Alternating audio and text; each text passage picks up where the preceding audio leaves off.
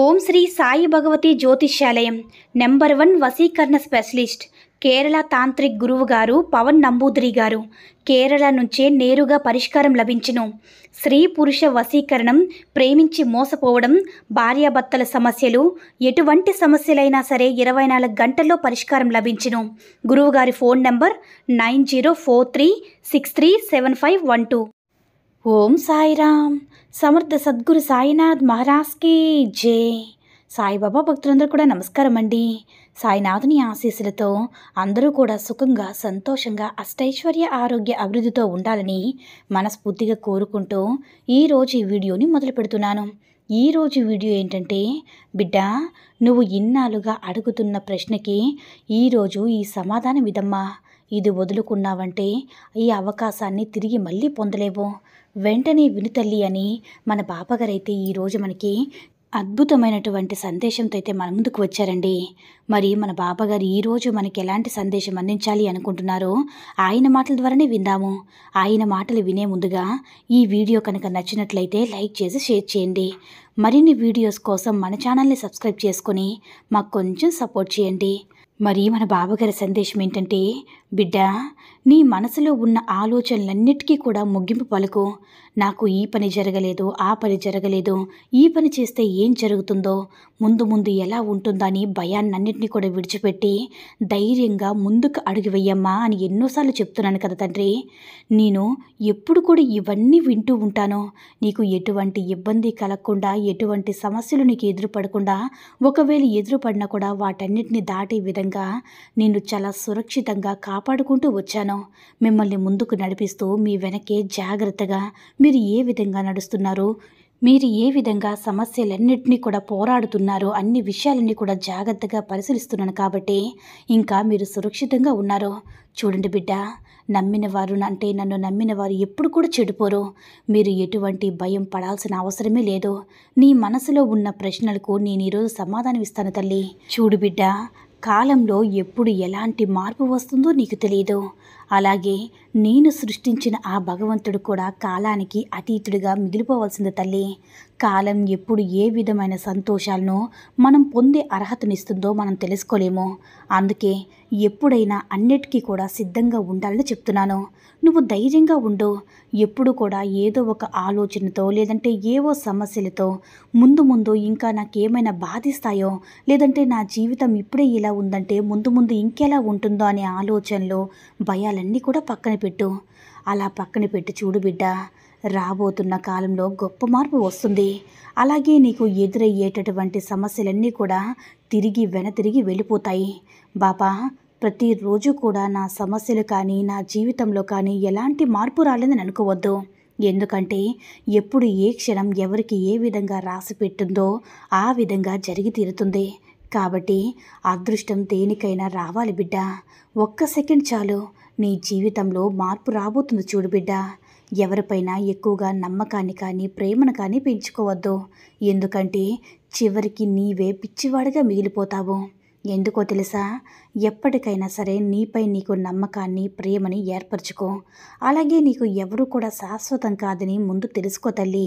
అలాగే నువ్వు ఏదైనా సరే ఎదుటి వ్యక్తి యొక్క మంచిని కానీ, లేదంటే వారి భవిష్యత్తును కానీ, లేదా వారు సంతోషంగా ఉండాలని నువ్వు చేసే పనులు కానీ, అవన్నీ కూడా కేవలం వారి అవసరాల కోసమే నీ చుట్టూ తిరుగుతున్నారు తప్ప నీపై ఉన్న ప్రేమతోనో, లేదంటే ఏదో నిన్ను ఉద్ధరించాలనే నమ్మకంతోనో ఏవి కూడా కాదమ్మా.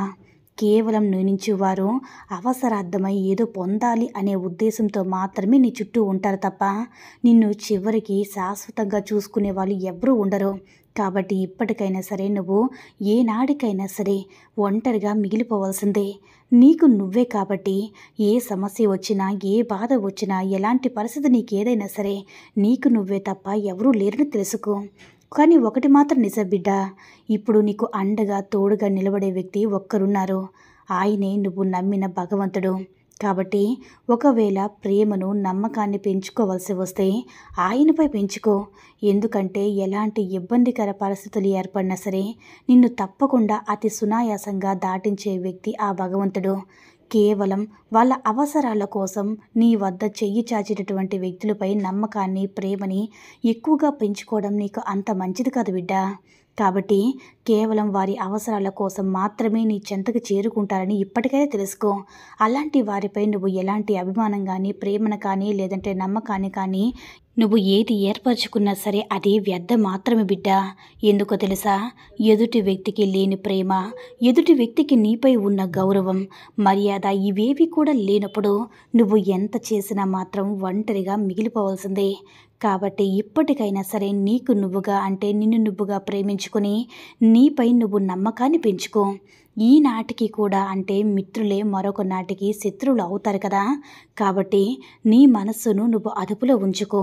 నీ వారే రేపు నీకు శత్రువులుగా మారే అవకాశం ఉంది. కాబట్టి నీకు నువ్వుగా జాగ్రత్త పరుచుకో బిడ్డ.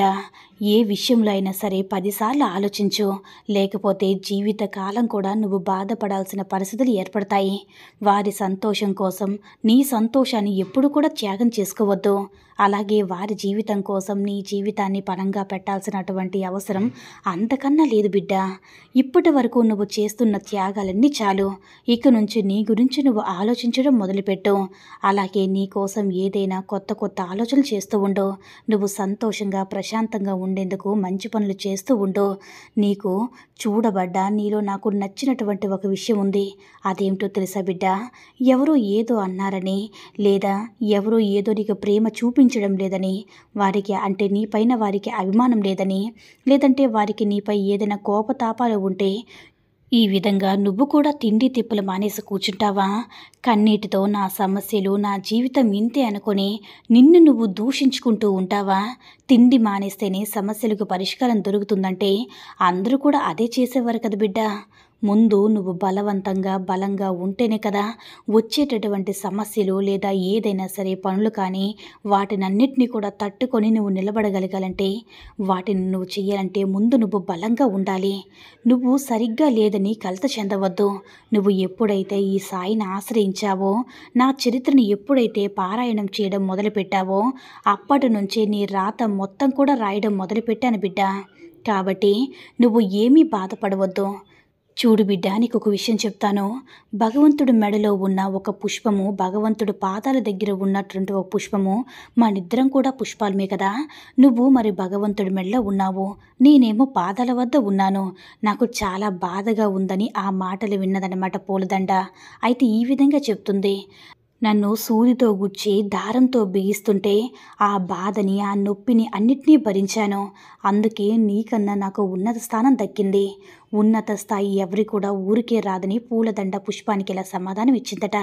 కాబట్టి నువ్వు కూడా ఇంకెన్ని బాధలు వచ్చినా, లేదంటే ఎన్ని సమస్యలు ఎదురైనా, ఏదైనా సరే వాటన్నిటిని కూడా కాస్త భరించు. కష్టం కాదని చెప్పడం లేదు బిడ్డ, కానీ వాటన్నిటిని ఎప్పుడైతే నువ్వు భరిస్తావో అప్పుడు నువ్వు మంచి స్థాయికి చేరుకుంటావు. ఎప్పటికైనా సరే నీ యొక్క శ్రమయే నీ యొక్క ఉన్నత స్థానానికి మూలమని గుర్తుంచుకో బిడ్డ అని మన బాబాగారైతే ఈరోజు మనకి చాలా అంటే చాలా అద్భుతమైనటువంటి సందేశాన్ని అయితే అందించారండి. సాయి మహిమల ద్వారా వచ్చిన ఈ సందేశం మీ అందరికీ కూడా నచ్చిందని అనుకుంటున్నాను. ఈ వీడియో కనుక నచ్చినట్లయితే మరికొంతమంది బాబా భక్తులకు రీచ్ చేయాలా షేర్ చేసి లైక్ చేయండి. అలాగే మన ఛానల్ ఎవరైనా మొదటిసారిగా చూస్తున్నట్లయితే తప్పకుండా సబ్స్క్రైబ్ చేసుకొని మాకు కొంచెం సపోర్ట్ చేయండి. సర్వే జన సుఖినో భవంతు. జై సాయిరామ్.